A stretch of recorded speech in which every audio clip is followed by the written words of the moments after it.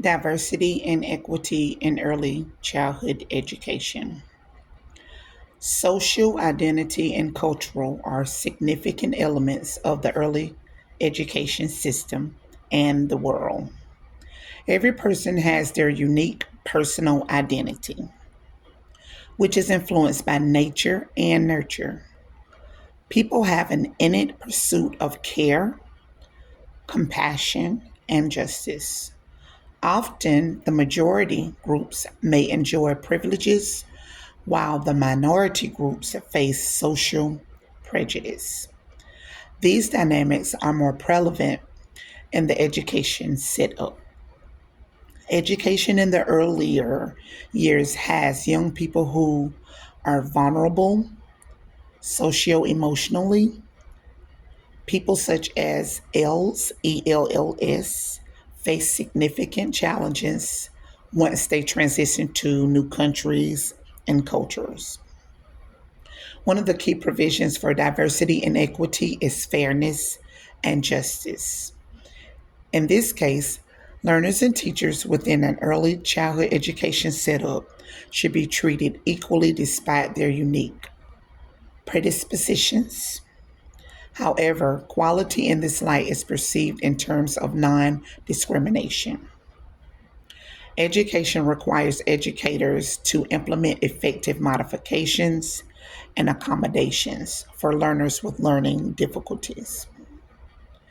Educators should strive to realize social justice by challenging stereotypes. Teachers should enhance their knowledge about different cultures and then strive to resolve issues of oppression, hate, and discrimination. Learning institutions and teachers should also gear their efforts towards educating the learners and peers about the value of diversity and equity. Efforts to promote equity and diversity also translate to an anti-bias curriculum. An anti-bias curriculum features adequate accommodations of multiculturalism. The multicultural provision should include integrating multiple languages while producing the curriculum materials. While developing a diverse curriculum, educators should engage diverse communities to understand their values and norms.